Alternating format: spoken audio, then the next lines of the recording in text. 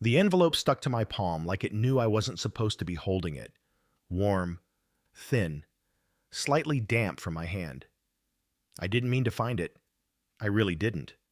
But by the time I unfolded the first letter, it didn't matter, because I read my mother's words and realized my sister had been hiding them. It was the second morning after Mom passed, and the house still smelled like antiseptic and cinnamon. We hadn't moved a single thing. Her teacup was still next to the recliner, with that soggy chamomile bag clinging to the rim. Her blanket still folded over the armrest. A thin layer of quiet coated the house like dust. I was in her bedroom, technically to look for the will. That's what my sister Ellie said we should do. Just check for it in her filing cabinet or something. Bottom drawer. But the bottom drawer was full of socks, and the filing cabinet had tax forms from 1999, instructions for her microwave, and 3 rusted keys with no matching locks. So I did what sons probably shouldn't do. I opened the closet. I got on my knees, and I reached under the bed. I didn't find a will. I found the shoebox. It was an old Skechers box with a cracked lid, taped twice on one side like someone tried to fix it years ago and gave up. No labels, no markings, just dust, and a strange weight.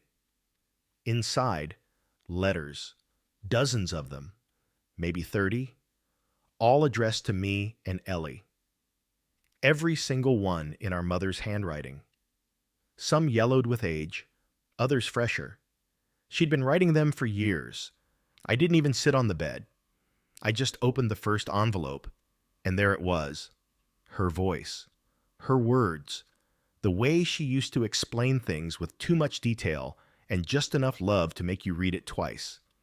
To my son, if you're reading this, then I'm gone. But I need you to know something before you go organizing my funeral, or trying to handle everything like you always do. I didn't finish that letter. I opened another. It was dated 7 years ago. She wrote it on the day Dad left. She talked about pain, about hiding tears so Ellie wouldn't see, about the things she never got to say to us out loud. There were letters written after our high school graduations, after we moved out, after we stopped calling as much. Letters about her regrets, her memories, her truth. That's when I realized the top stack, the very top layer, was fresh, unfolded, neat, and the one on top, it was addressed to Ellie. But it had already been opened, slit cleanly across the top.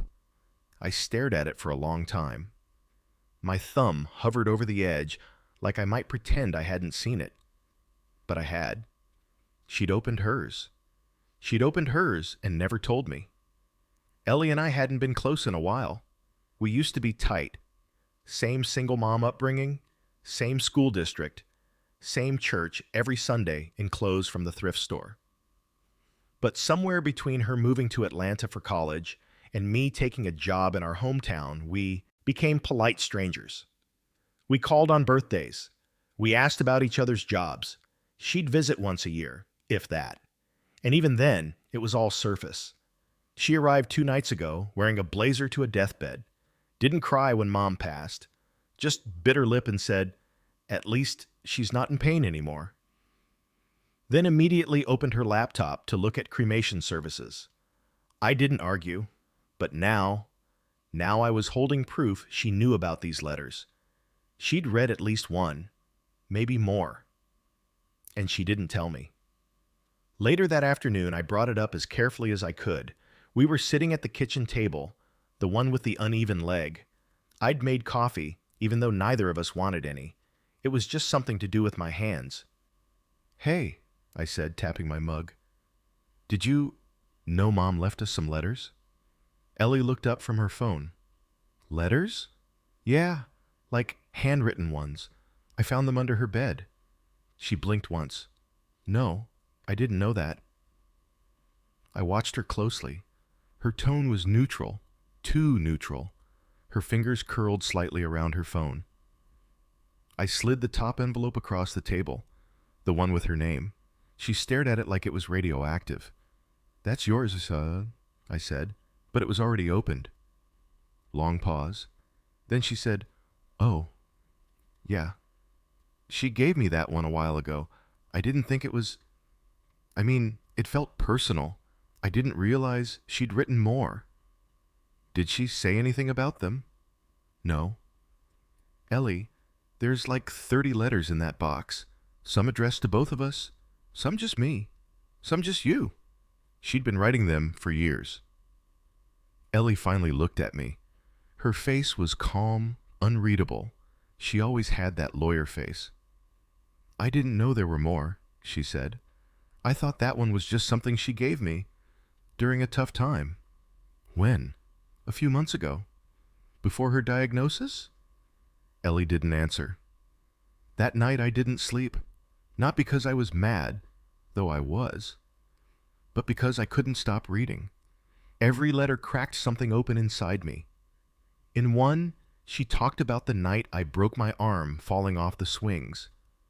She wrote how scared she was, how the nurse treated her like a neglectful mom, how she cried in the car afterward. I never knew that. In another, she explained why she never remarried. Not because I didn't want to, she wrote, but because I didn't want you two to feel like someone was replacing your dad. I didn't want anyone making you call him stepdad or feeling like you had to split holidays. One letter was just a list. Things she loved. Our laughter. The way we used to argue over the last pancake. The smell of my old soccer shoes. Ellie's obsession with spelling bees. Each letter was like a small time capsule of love and longing, and Ellie knew. Even if she didn't know there were 30, she knew there was one, and she didn't say a damn word. The day of the funeral came fast. Mom wanted it small. No drama, no fancy music, and no priest who didn't know me. Her words, not mine. We held the service at her favorite community hall. Plastic chairs, potluck tables, nothing fancy. Ellie stood up first, said a few things about grace and resilience. Cried a little, though I wasn't sure if it was real. People clapped softly when she sat down. Then it was my turn. I held the box of letters behind the podium like a secret weapon. I didn't plan to read one. I really didn't. But then I looked at the crowd, at the people who barely knew her, the co-workers from the library, the neighbors who only saw her on trash day, the relatives who didn't call. And I thought, they didn't know her. But I do now, thanks to these letters. So I cleared my throat, and I read, To my children, if someone is reading this, it means I'm gone. But I need you both to know. I never loved either of you more. I just loved you differently. And that difference, it made all the difference in the world. I didn't look up until the room was quiet. Not funeral quiet, real quiet. Even Ellie didn't move. And that's when I saw it. Her eyes locked on the box, her face pale, and her fists clenched, because she knew what came next. Because I hadn't just read the first letter. I planned to read them all, one by one, aloud, to everyone. Because Mom deserved that. Because we deserve that.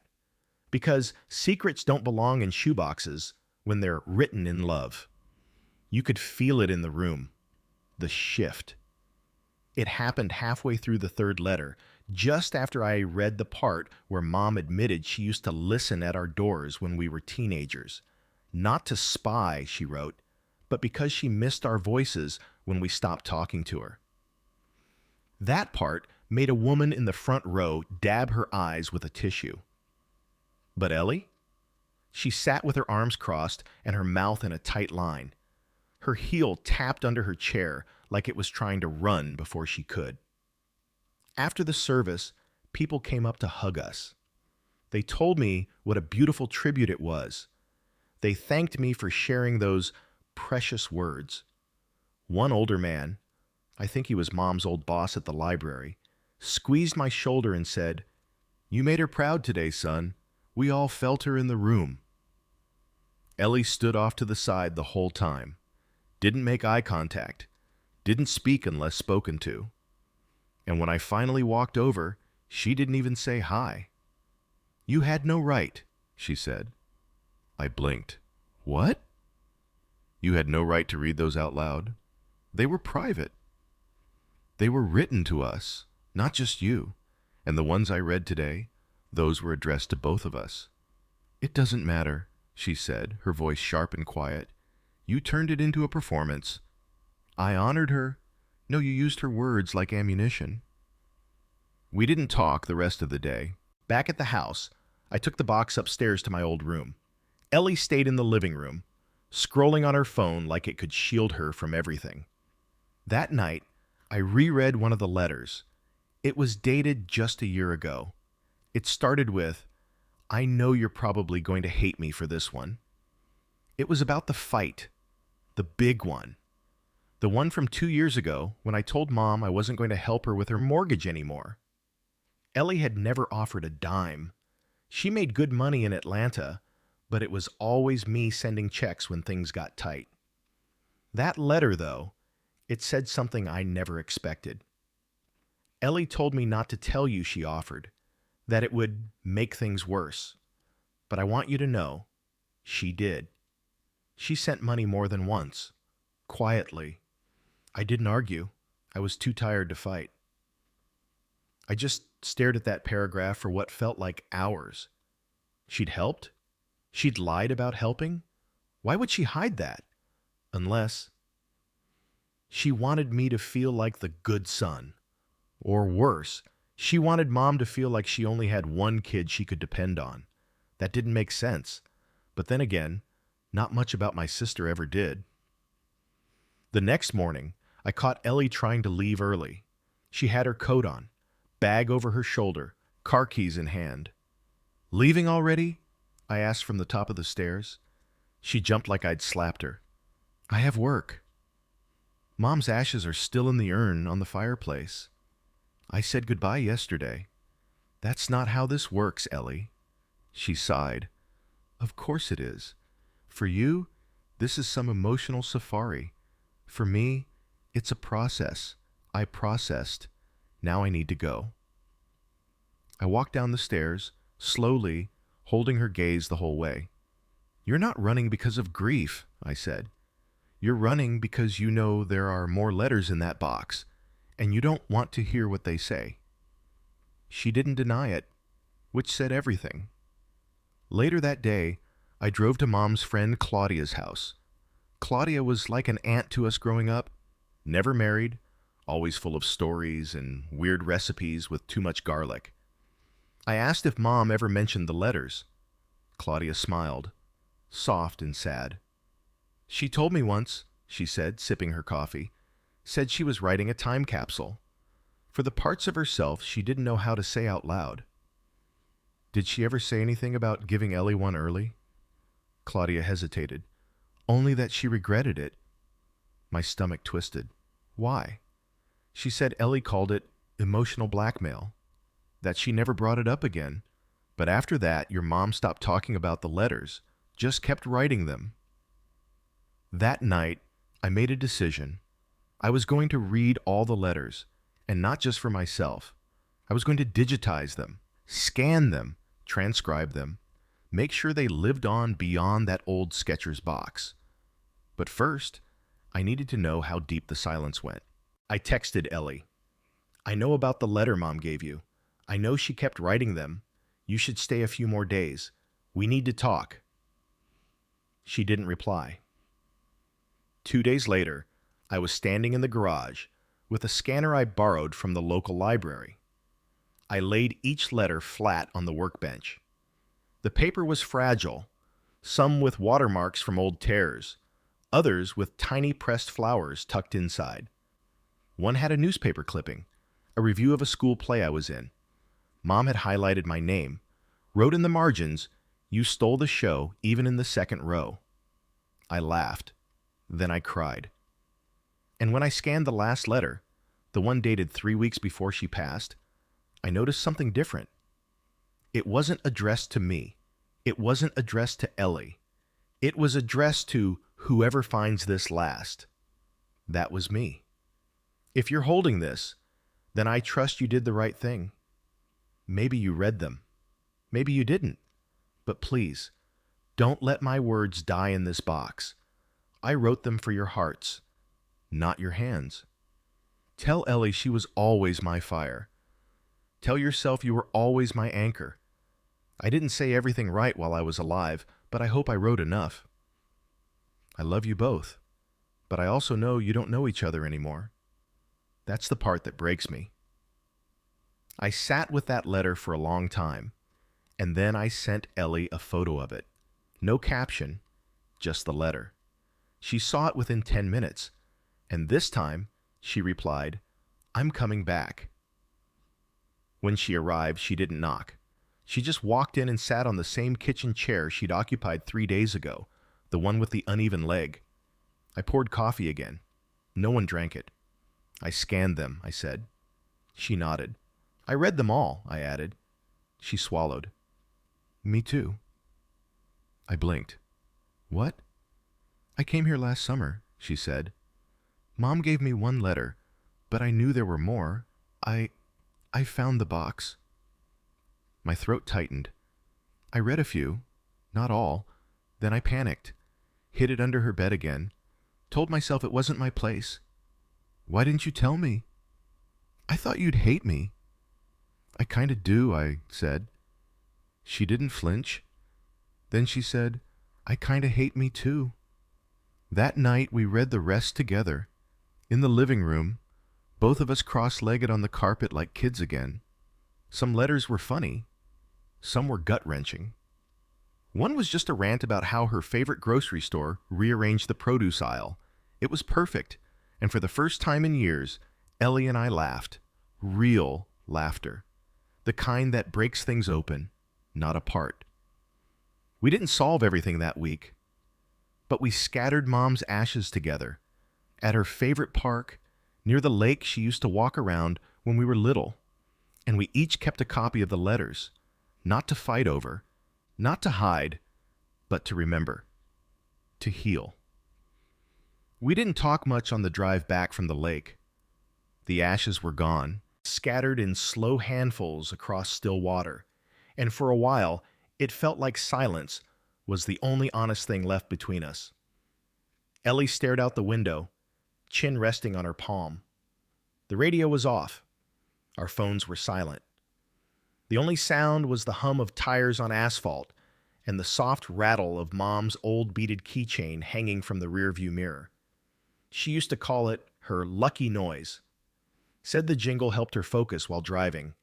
I'd mocked it once when I was 16. Now I couldn't stand the idea of taking it down. About halfway home, Ellie finally spoke. She wrote one about Dad. I didn't answer, just tightened my grip on the steering wheel. She said she never hated him, she went on, not even after he left, that she understood, in some sick, twisted way. I nodded once. I read that one too. She said she stayed angry at herself longer than she stayed mad at him. We both sat with that.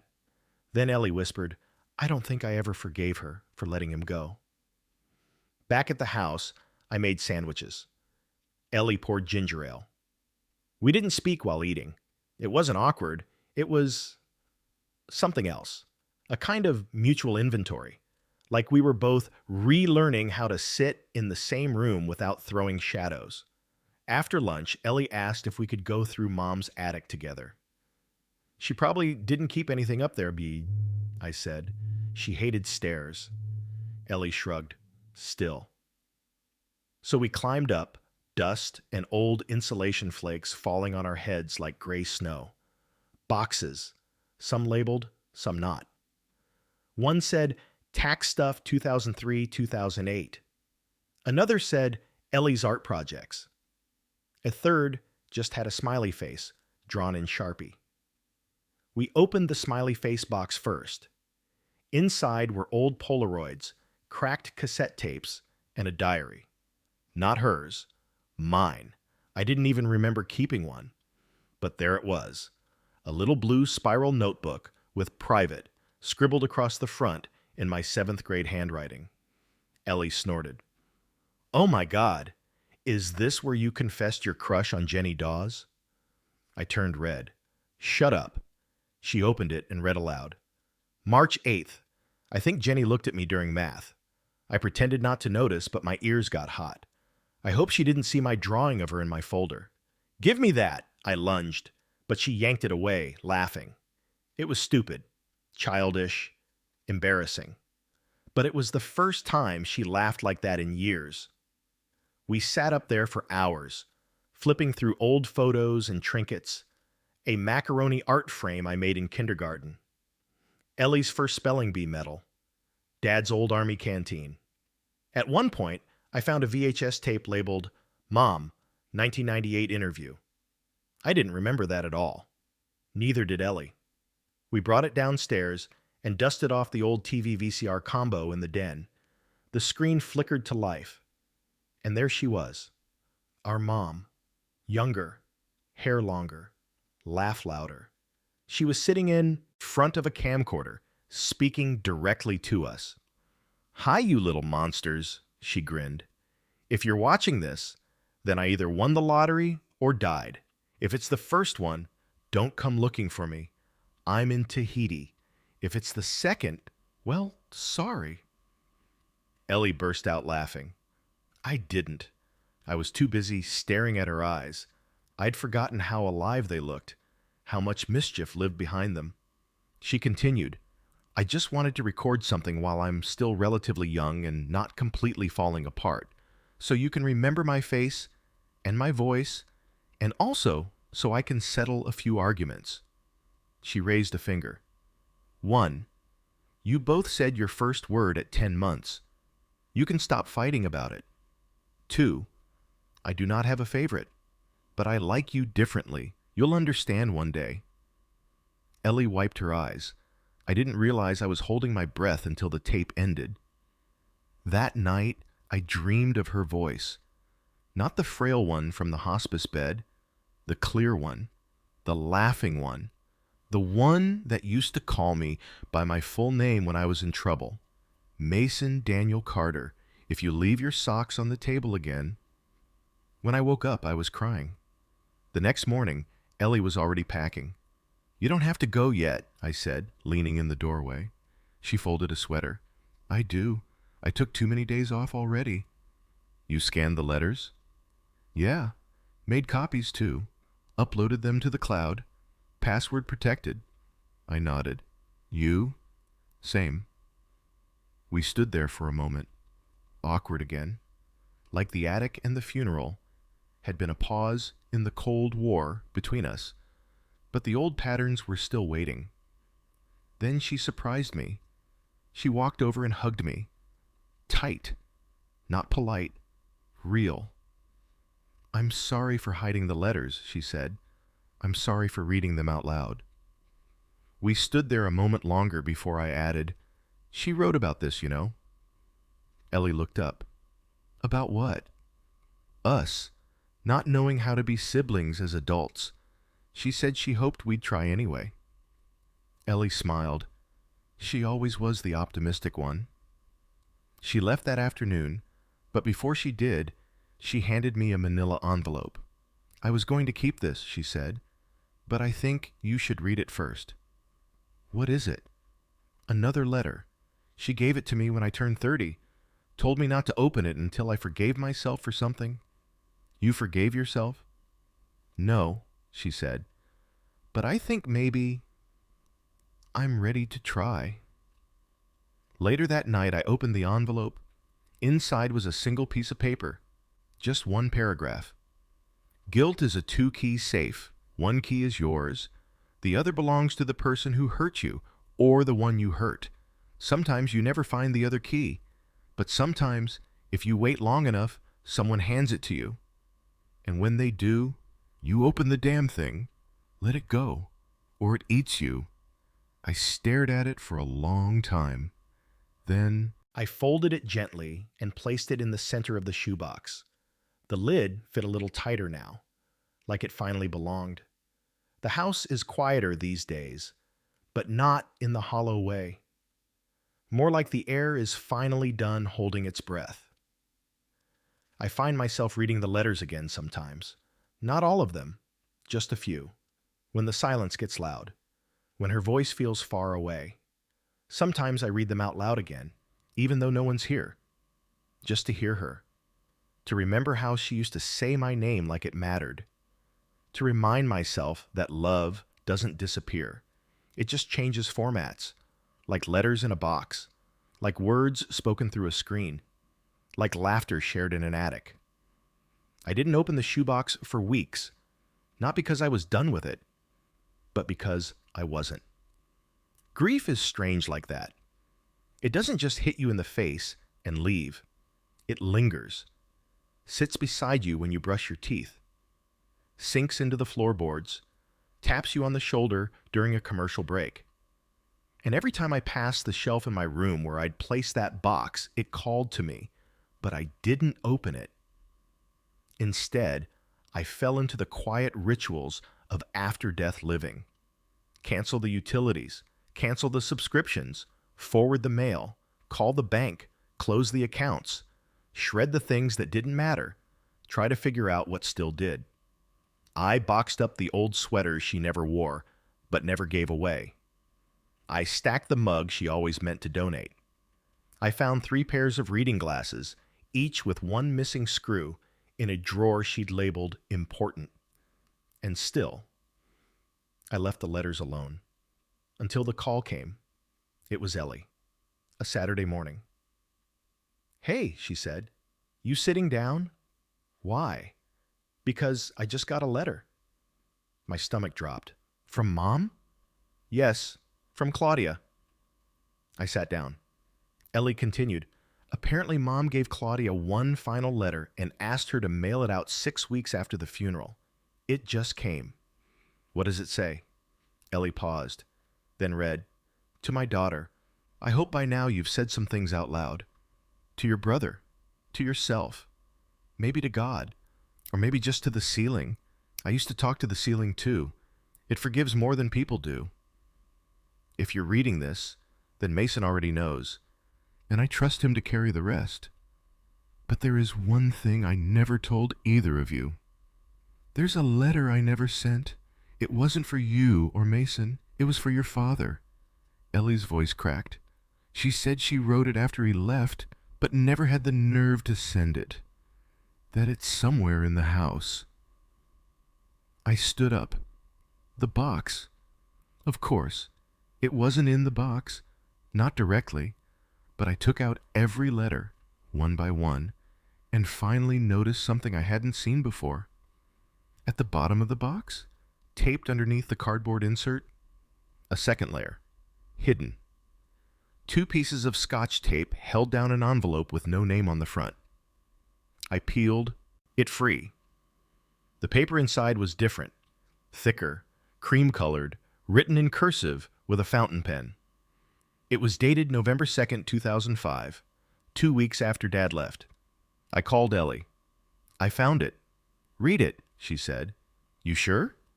"No, but do it anyway." So I read. "Ethan, I don't know what I'm writing this for. You're not coming back. I knew that when I saw the way you looked at your suitcase, like it was rescuing you from something. But I need you to know this. I loved you. Even in the end.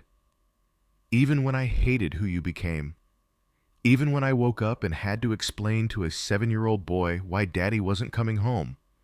Even when I sat in the bathroom with the door locked so the kids wouldn't hear me fall apart.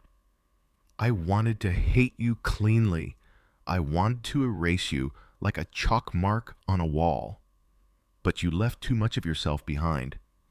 In Mason's eyes, in Ellie's stubbornness, in the way the door still creaks because you never got around to fixing it.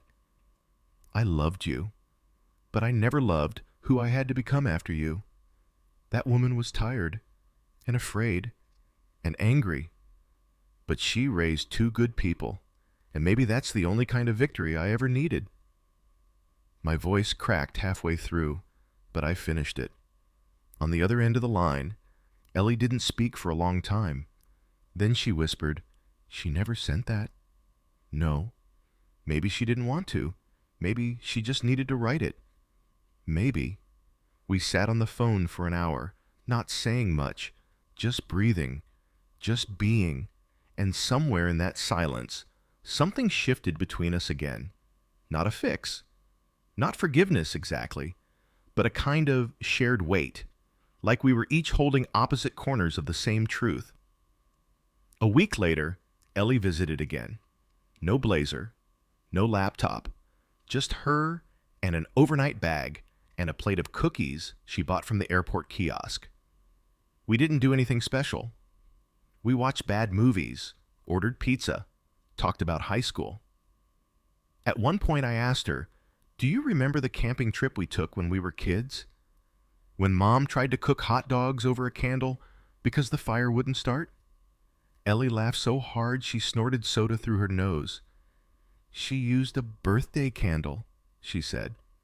"Yeah, and then you tried to help by pouring the fruit punch on the logs." Ellie doubled over. "Oh my God, and it just made everything sticky." We laughed until our stomachs hurt. Then she looked at me serious. "Can we read one?" "A letter?" "Yeah, one of the ones addressed to both of us." I nodded. I pulled out the box. We sat cross-legged on the carpet like we were 10 years old again. I picked one dated 2016, opened it, and read, "You two used to fight over whose turn it was to sit in the front seat. You both claimed I had a favorite, and neither of you realized the front seat just had better heat. I never wanted to raise you alone, but if I had to do it over again, I wouldn't change a thing, except maybe that one time I let you eat Pop-Tarts for dinner 3 nights in a row. I hope when I'm gone, you find your way back to each other. You don't have to be best friends. You just have to remember that you're made of the same fabric. And maybe, if you both pull hard enough, you can patch up the holes I left behind." Ellie reached for the letter and traced her fingers over the ink. "Do you think she really meant that?" "She wrote it, didn't she?" Ellie nodded. "Then I guess we better pull." That night, before bed, Ellie handed me a new envelope. "What's this?" I asked. She shrugged.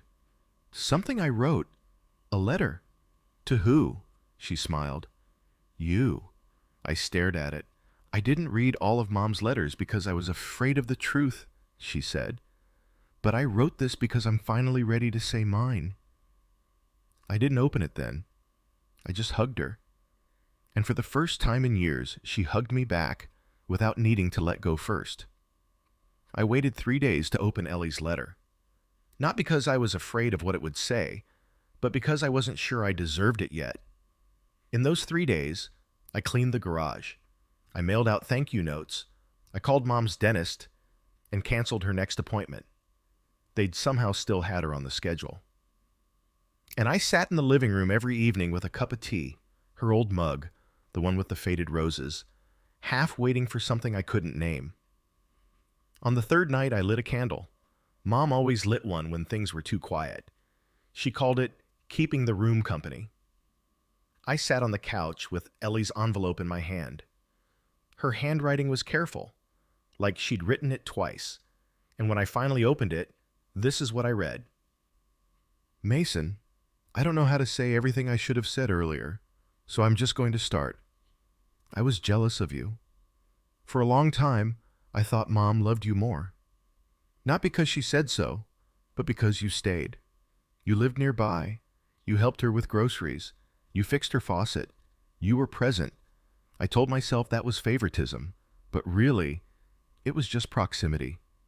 And I resented you for it. I thought I had to build a big life somewhere far away to be equal, to be seen. And then, when Mom got sick, I didn't know how to come back. So I used work as an excuse. I used logistics as a shield. And I used silence as punishment. You didn't deserve any of that. You never deserved to be alone in the hard parts. So, if you're still reading, I just want you to know I'm not running anymore. I want to be your sister again, not out of duty, but because I finally remember how much I missed it." I read it 3 times, then I folded it and placed it next to Mom's letters in the box. Not separate, not above, just alongside. The next weekend, Ellie drove down again. This time, she brought a box of old home videos and 2 cartons of takeout from our favorite place. She'd found the tapes in her apartment closet, stuff Mom had mailed her over the years that she never had the courage to watch. We spent the whole afternoon transferring the VHS tapes to digital. Ellie brought a converter. I brought the patience. One video showed our 3rd grade talent show. Ellie tried to play the recorder. I danced like a wet noodle. Mom was laughing in the background, off camera, shouting, "You're both stars, just differently shaped." We laughed until our stomachs hurt. Then something strange happened. Ellie opened her laptop and created a new folder on her desktop. She titled it, "Letters from Mom, for Us and Whoever Comes Next." "What's that for?" I asked. She shrugged. "Legacy. Or maybe just insurance, if we ever forget." She started uploading the scanned letters, one by one, and then she handed me a file. "Your turn," she said. "Write one." "A letter?" "Yeah, for the box, from us." I didn't write it that day. I didn't write it the next either. But a few nights later, I sat down at my kitchen table, lit one of Mom's old candles, and finally wrote a letter I didn't think I'd ever write. Dear whoever finds this, if you're reading this, it means you found the box. Maybe you're family. Maybe you're a stranger. Maybe you're someone who just needed to hear that love doesn't always sound like it should. Our mom, she wrote letters because she didn't always have the words in person. She was brave enough to admit that. My sister and I, we lost each other for a while. Not to war, not to death, just to distance, and grief, and pride. But these letters stitched something back together. Not perfectly, but enough.